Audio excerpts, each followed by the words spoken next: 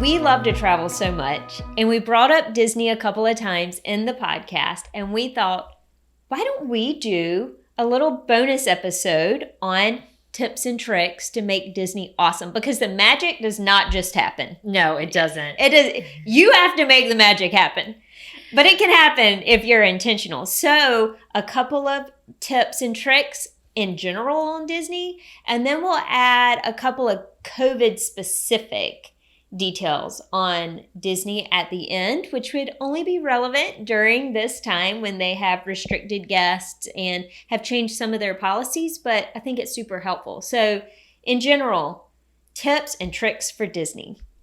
All right. Well, first, I know you're going to have more than me because I feel like you are the Disney girl. Like I go to you if I need tips and tricks, but I'm going to bring a couple to the table. Okay. So this would be pre-COVID. I don't know that they're doing this right now, but I feel like will start up again, is the whole autograph thing. Like everybody wants all the characters' autographs, all the princesses, all the people. And I'm not into standing in line for 1,000 autographs. So first off, I also don't buy the autograph books that Disney has to offer. I buy a journal with clear pages at home before we go. I would order them off Amazon or get them at a local store, so that on the way there, when my kiddos were little, like when we rode in the airplane, I would get them stickers and stuff. And on the airplane on the way there, they would decorate their autograph book. Nice. So it was something they could put together. I wasn't spending the price that Disney had to offer. It became very much their own, and they were super proud to pull it out for it to be autographed. The only other thing as far as autograph goes is, so the way that I would get around it is I liked to book a couple character dinners. So the characters come to you at your table. Yes. Although the price tag on those are a little higher, they, to me, are worth their money, in the joy that they bring when those characters come around. It's so fun. They always typically have very family-friendly food, so everybody in the party can find something to eat. So dinner's not a disappointment. And they get that fulfillment of having their autographs without having to stand in the 100-degree weather in a line for 2 hours. So that would be my first tip, is let the autograph book be something you bring in with you. Let it to be something special to them. And then take it to those dinners so they can get their autographs there. That's a great idea. I love character dinners that way too, for the exact same reason. Another benefit I would say about character dinners is they're usually longer meals. It gives everyone a little bit longer to rest. And if you schedule it mid-afternoon, it's a really nice break during the day where you can be rested in the air conditioning and get out of the heat. So that's one little tip about those dining times. Yeah. Okay, another Disney tip is, if you can, schedule your Magic Kingdom day for a Tuesday or Wednesday, maybe a Thursday. Magic Kingdom is the park most people want to hit when they get to Disney. And so the closer you get to the weekend, the busier that park tends to be. Now, right now, there are restrictions. You have to have a reservation to get into the park. But if you can schedule it midweek, regardless of if those restrictions are in place or not, it's always nicer because the crowds are usually a little bit smaller. And then we always have a resort day the day after Magic Kingdom. So there are so many different ways you can do Magic Kingdom. You can do it over a couple of days. You can go in the evenings. You can do all day. But it is a lot of walking, especially for little people, no matter how you do it. And their feet get tired, their legs get tired. And so having a day that they can sleep in after doing Magic Kingdom and hang out at the resort is always a really good idea. I'm going to go ahead and talk about staying on premises, because there's a lot of hotel decisions to make. And there's a lot of preferences, as far as it's personal preference. But when my kids were smaller, I liked staying on premises so that I would have the Disney transportation. I picked what Disney transportation would be my options and how long it would take from that transportation to get back and forth to the parks. So Disney does a great job of getting their guests moved around. And so I did find value in staying on the Disney properties that had the monorail come to it or a ferry that went straight across to Magic Kingdom. So paying attention to those things when you book your trip, with depending on your kids' ages and what'll work for you, there's lots of great options there. Yes, I second that, to stay on property and use Disney transportation as much as possible. And it's not working right now, I don't believe, but if you download the app on your phone, you can even see the bus schedule. So you'll be able to see when the buses are coming. They come about every 20 minutes, and you can, about how long you'll be waiting. Sometimes they just show them on the monitor at the station or at the little bench area, and sometimes they aren't showing them at all. But have something to do for the little ones just in your backpack, whether it's a coloring book or an activity book, so nobody gets bored. You hear that all the time. I'm bored. Nobody gets bored waiting. And before I plan as I'm planning my trip, I always purchase the latest Frommer's guide to Disney for that year. So I'll look for the 2021 one or the 2021, and I buy it, and I have the book, and it gives you the latest inside tips for that particular year. So I know that I think you follow a Facebook page or two that maybe you get some inside tips from, but that's my way that I keep up on, what is the best places to get quick snacks that people maybe don't know about, or what is using my fast passes efficiently. What's my best way that I'm going to be able to use those so that I can get the most out of my day? So I love those, and I buy those for a number of different locations that I go to. Buying that guide and just going through and finding, I don't read it front to back, but I definitely go through the relevant areas and find tips and tricks. And I always find that it serves me well. I know some things that other people don't know, and it makes our trip more enjoyable. That's a great tip. I use the unofficial guide to Walt Disney World. And it's not the official guide, it's the unofficial guide. And they even tell you what resort rooms you stay in. So whatever you're wanting to do at that resort, they will tell you which section of the resort to stay in and which rooms they recommend that suit your needs. And that's super helpful. They also have suggestions on how to get around too that are a little different than you may think. Again, it's the fast pass of everything, Sorry. No, go ahead. So, and one thing too, and I know that maybe some people would put an argument. I don't pressure myself to feel like we have to do it all. If there is a point where I can say, we're dragging along here. I know we haven't done this, but I'm going to go ahead and call it quits. I'm okay with being we don't have to do it all, because I don't want to drag cranky, tired people to the next thing. Right. To me, that is, I need to check myself. If my family is unhappy, then, we need to be done. And that doesn't happen to us a lot at Disney World, because I know when to draw the lines. I work really hard to read the people where lines to be drawn.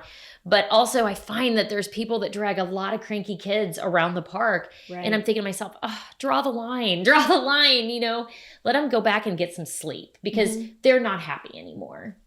And I think people do that because they think we've spent all this money to be here, but you also want it to be enjoyable. So if you're at Magic Kingdom, everybody's tired. Here are a few little places you can go to rest, get on the People Mover if it's running.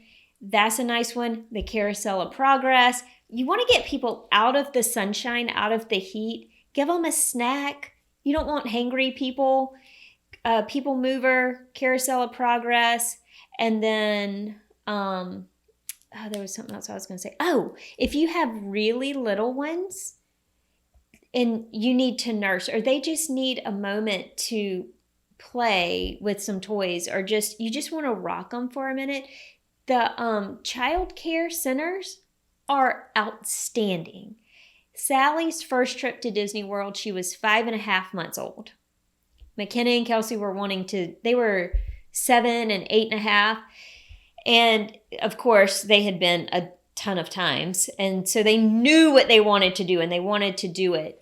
Well, there were times when I needed to go nurse her. And that's when we discovered the childcare areas. Well, they had an area for siblings. And I nursed Sally, changed her, gave her a minute to get out of the heat, and she had a little bit of a rest. I went to get McKenna and Kelsey. They didn't want to leave.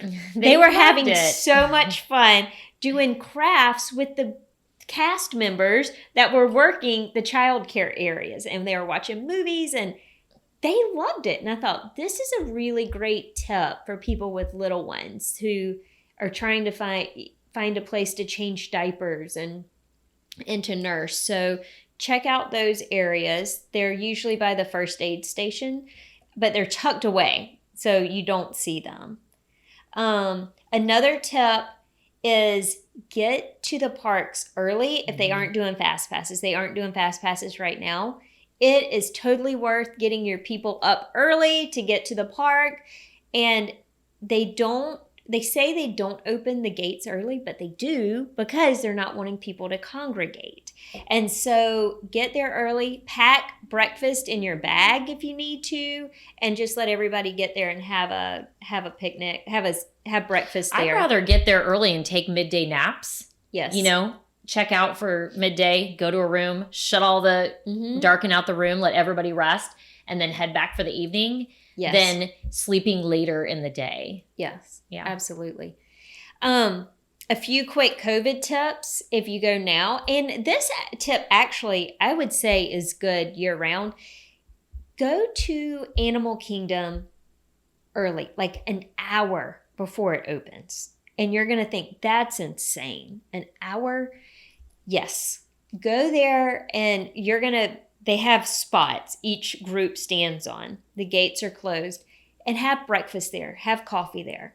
And you have to take it with you. You aren't going to buy it there. Take it with you and allow your family to have breakfast there. But when the gates open, you can go straight to the Avatar ride. That ride, people wait 3 or 4 hours, sometimes longer, to ride that. We didn't do that last time because it was a 7-hour wait. It just opened. Yes. And I was like, yeah, that's not going to happen. Yes. So do Avatar first, and people will be running to the ride. It's okay. You can walk. And when you get there, there's probably already going to be a line, even if you were at the front of the gate, because people run together. It's okay. Go ahead. You will likely walk straight onto it.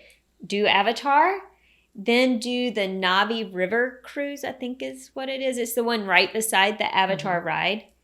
And then do the Safari ride. Those 3 back up so long, but if you are there early, you don't have to use your Fast Pass for it. Once they start Fast Passes, right now they don't have them. You won't have to use a Fast Pass, and you get those out of the way quickly, and you can do the Safari ride while they're still feeding the animals, which the animals are so much more active and fun to watch. So that's a pretty helpful tip to save time at Animal Kingdom. That's a park that you don't spend all day at Animal Kingdom. It is also a park that gets really hot later in the day. There's a lot of open, open sun areas. It's a very poorly designed park, and in fact, I was watching something that Disney would really like to change a lot about that park because it doesn't move crowds through well. Different areas really struggle. It's almost like they're hidden. Yeah. It's not, of all the parks they have built, it is their least favorite park for accommodating large crowds. That's also why if you do get a guide to help you, that you don't miss out on some of those hidden areas. Because I agree that there is a lot of hidden spots in Animal Kingdom that you could easily, if you were just winging it, you could easily miss out on. Yes. Also, another COVID tip, counter service is actually fantastic right now because you don't stand in line waiting for counter service. You order it on the app. And so when you get to the park, if you know about what time you want to eat, it's a good idea to go ahead and place your order so that you can have a food pickup time in the time frame you'd want to have a food pickup time. But what you do is you order your food and they will tell you what time frames are available to pick it up. And then when you get to the restaurant or you're on the way to the restaurant, you click I'm here. And then when it's ready, it's usually about 15 minutes. They send you a text, come to counter 4. And then you walk in, you go to counter 4, you pick up your food and walk back out. That's fantastic. But if you don't know to order in advance, you may have a hard time finding something you would want to eat because the times book up. Mm-hmm. The service times book up. And I have never done this before, but I do believe, and you can stop me if I'm wrong or we can cut this, but I do believe that people order like Amazon Prime to be delivered to the hotel of like water bottles or breakfast muffins. I think that you can get delivery through Amazon to the hotels. If you're somebody that flies in and you carrying breakfast foods, because I agree with you, we've always taken breakfast foods with us, you know, muffins and whatever granola bars, yeah. But if that doesn't sound like something that's going to pack well for you, then you can deliver groceries or food to be delivered to the hotel so that you will have food. And if your room, you can request a refrigerator ahead of time in the rooms also. If you are in a room that doesn't naturally come with a kitchenette or a refrigerator, which is a lot of them, you can request a refrigerator to be put in your room, which is super helpful also if you have young littles that you need to keep something refrigerated for them. And put your reservation, if you're staying on Disney property, put your reservation in your app, and then sometimes you don't even have to go to the front desk. You go straight to your room. If they ship you your bands in advance, then your bands will open up everything. Bands, you now have to pay for them. Really? I did see they were eliminating complimentary bands in 2020. Okay. So you get to pick out which band you want. I think they're a pretty great benefit to have those versus keeping track of a key card. Absolutely. Your tickets are on there. Everything. Your charging ability is on there. Definitely take advantage of what they have to do at the resort if you stay on property. And a lot of times they have movie nights, so you can go and watch movies at night by the pool if you want to. And that's a fun added feature. There was another tip that I had just recently told to somebody else. Well, I'll add in a couple years ago we went and we got on a concierge floor, which that was something new that we hadn't done before. Yeah. So there was breakfast was always there in the morning. There were snacks throughout the day. There was light fare that was like dinner. You know, there would be like soups or finger sandwiches or maybe like some sort of a casserole that's in it, you know, whatever they choose to put in there. And then there were also alcoholic beverages, wine and beer that were available through the day and in that area too. And you could just go when you wanted and use it. That was the first time we'd ever done that before. And we thought that was pretty great. Is that at the yacht club? That was at the Wilderness Lodge. Okay. And we used that as dinner because it was sufficient. I don't remember what it all was there, but there was enough that it was sufficient. And then, of course, for us to grab, beer or wine and take it down to the pool was fantastic. Okay. Another tip on dining is everybody says you have to book dining 6 months in advance. You have to book 6 months in advance to get certain restaurants. Well, that is true. They open some at 3 months, some at 6 months. However, when you get to Disney, people's plans change all the time. You can do this with fast passes. Once fast passes come back, you can do this with restaurants. During the day, keep looking at the app and keep switching times and party size. So if you have more than 4 people in your party, it's really hard to get a reservation over the app for a large party. But you might be able to get a reservation for a party of 4 and a party of 2 at the same time. And then when you get to the restaurant, you can say, we're together. Can we sit near each other? That doesn't always happen, but that is one tip. But don't feel like I'm definitely not going to be able to eat anywhere I want to. Keep changing it. And you can even sort by like character dining. and then keep sorting for different times. And then be flexible. If you're flexible in your eating times, then check a bunch of different times because they'll pop up, and then reserve it. Even if it's not ideal, go ahead and reserve it because you can always cancel. Most of them you can cancel. Look at the cancel details policy. Mm-hmm. Yeah. But a lot of them, as long as you cancel within a certain time frame, there's no charge. And one thing I've never taken full advantage of is being able to eat my way around Epcot. But it's like on my list of things to do. You know, there's so many different countries represented there and have so many different options. Like, I think it would sound so fun to be able to be like, and today I'm just going to eat and drink my way around Epcot. You're smiling, so you must have done this before but it is on my list of things to do. So if you have an opportunity to be able to focus on that, I think it sounds really fun. So, okay, when years ago, we went to spring break at Disney World, and we decided to have a drink at every country around Epcot. And it was the drink of the country, right? So, like, it might be a shot of tequila or a shot of Goldschlager or whatever. I don't even know. And we decided to take a picture at every country with whatever was in the gift shop, like the hat or the headpiece, or those pictures were hilarious. I will say that I had to remember some things from the pictures and some things we did not even remember. But did you do it? Did you really have a drink at every country? Yes. Well, until we like lost each other. Until you didn't anymore. Oh, there were 6 or 7 of us, 8 of, I don't remember. There was a large group of us. Ashley and I ended up hanging out with some couple that had just gotten married. I think we were I don't remember what country we were in, England maybe. And we had all lost each other, which of course you're going to do when you're traveling around the world and having a drink at every country. So they started having a parade, and we decided we should just sit on a light post because then we could find our people. And I'm not kidding you. We all ended up at that light post when the park closed, and we all walked out together and got on the bus. But I don't know where everybody else went. They didn't know where we went, but it was really funny. Those pictures were hilarious. I wish I still had them. I don't know where they are, but they were so funny.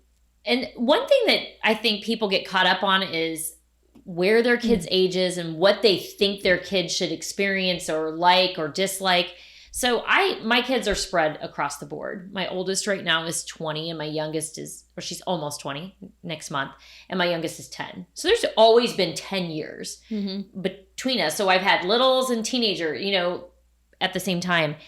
And although it's true that at different ages, kids like different things more or less, Disney World really still, in my opinion, is for all ages. And everybody of all ages love to go. And if you think that your teenager is not going to like it, you're setting up them maybe to not like it, because maybe you'd be speaking into that. But it is so fun for every single age, and you are really able to maneuver it around so that everybody has an amazing time when they're there. So there is no age to Disney World as far as I'm concerned. Yeah. Here's one more thing. With the fireworks show, they're not doing the fireworks show, but if they just randomly shoot off fireworks towards the evening. But if your kid really wants to see fireworks, watch the spotlights, because there are these spotlights now that, for instance, in Magic Kingdom, that go around the castle, and they're just kind of moving all around. But when they all come to the center, they're about to shoot off fireworks. And so we noticed that when we were there, and there was this little girl that kept getting upset because she missed the fireworks because they'd only shoot off like 1 or 2 or 3.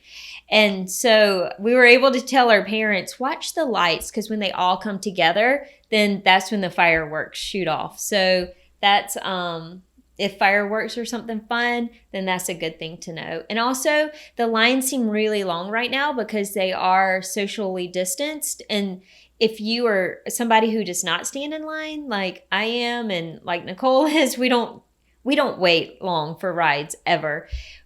know the rides typically go faster than posted, but you will have to wait a little while because they aren't doing fast passes. So just be prepared to be in line. Play a game, have activities ready if you have little ones.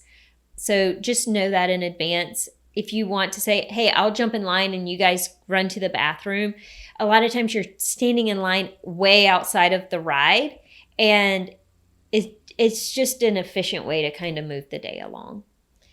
And I'm going to leave it at this also, and this is no judgment, but I need moms to know, I have 3 girls, and I never did the turn them into a princess, like the breakfast and the hair and the makeup and the dresses. And I asked my daughters one time, do you feel like I gypped you by not doing that? Because I just didn't find the complete value in it. And I actually kind of felt bad for some of the little girls that were in these ginormous dresses walking around in the heat all day they did not look happy. And so I thought to myself, oh my gosh, how much money did her mom spend in hoping to give her this experience, and she's walking around and she's miserable for the rest of the day. I just never found, personally, that just didn't seem like something that I wanted to do with my girls. So first off, I want to say, if you feel like it's not for you guys, don't feel guilty about it. I never, but I did want to ask my girls later on, hey, did you wish that I would have like turned you into a princess for the day? And nobody cared. Like, it was not a thing. Well, I will say, if you want to do the Bibbidi Bobbidi Boutique, it sounds like, oh, I want to do that at Cinderella's Castle for sure. Well, that's fun, but it's also fun to do it at Disney Springs or Downtown Disney. What is it now? Disney Springs? I forget which one it is now. I think it's Disney Springs now. Sorry. All of a sudden, I just forgot. It's fun to do it there and then go to dinner because those costumes are hot. And Florida is so hot and muggy, but or humid. So I would definitely recommend the Bibbidi Bobbidi Boutique. They get to sit up in a window, and so everybody walking by gets to see them getting all princess-ified or whatever. And then they get to go to dinner. If you do it in the late afternoon, it's cooler and it's not so hot. And then do not put them in uncomfortable shoes. Everybody needs to wear comfortable shoes. And I would say tennis shoes and good socks and not sandals, because that is a lot of walking on little feet. And then if you try to put them in princess shoes. Oh, I know, those little plastic shoes. Awful. I always feel so bad for them. Yeah. Or even dress shoes. Oh, yeah. It's definitely keep comfortable shoes. And look at touring plans. So I'm sure Frommer's has touring plans. Unofficial Guide to Walt Disney World has touring plans, and you get to choose what type of touring you want to do, what suits your family. And also, if anybody in your family has special needs or a disability, or even has recently had a surgery where you wouldn't even think, oh, if I just had surgery on my foot and I have to walk around on a knee scooter, do they make accommodations for that? They do. And so communicate in advance and let them know what's going on. Call your resort, call the ticket office, tell them what your situation is, and ask what you need to do in order to have an accommodation, because they really do want everybody to have a magical time. And so that really, really helped when we've had that situation before. And if you're considering taking a stroller, take it. I mean, because most likely it's going to be used. Even if you feel like you're at the tail end of stroller age, I think at Disney we used a stroller past what a typical stroller age would be here in my hometown. And we were really glad we had it. Yes. And take food too. So one thing we like to do is make ham delights in the morning, because that's kind of a nice munch on, like something to munch on during the day. But we would have that for lunch. And then we have our big meal mid-afternoon to give everybody a break. And we know little certain places to stop and have lunch, because sometimes you just get so tired of eating fast food. Yeah. I mean, it's good. I didn't mean but sometimes you just get over tired it when you of do it over and over again. Yeah. Yeah. Okay. Yeah. So this makes me want to go to Disney. I'm not kidding you. Like talking about this, like I feel like I'm on the edge of my seat and I'm like, I want to go. Let's go. So I think I'm going to have to start. I mean, it's not going to be in 2021, but I think I'm going to have to start planning a trip because it really is a place that can be so wonderful for your family to be. And they go out of their way to give you an amazing experience. And if you are in tune to your people, then everybody can go and just have an amazing time. Yeah, so if you have any questions about Disney or you want to talk with us about our tips and tricks for Disney, even where is a great place to have a little snack to watch parades when they start parades again? We know these little things about, oh, this is a tucked away bench. You go here by this pastry shop and get your snack, and then you can sit there and watch the parade and not be in the crowd. Like, we don't like being in crowds. We don't like waiting in lines. And we always have a really great time when we go. So those are some tricks and tips. I love it. Thanks, Dee Dee.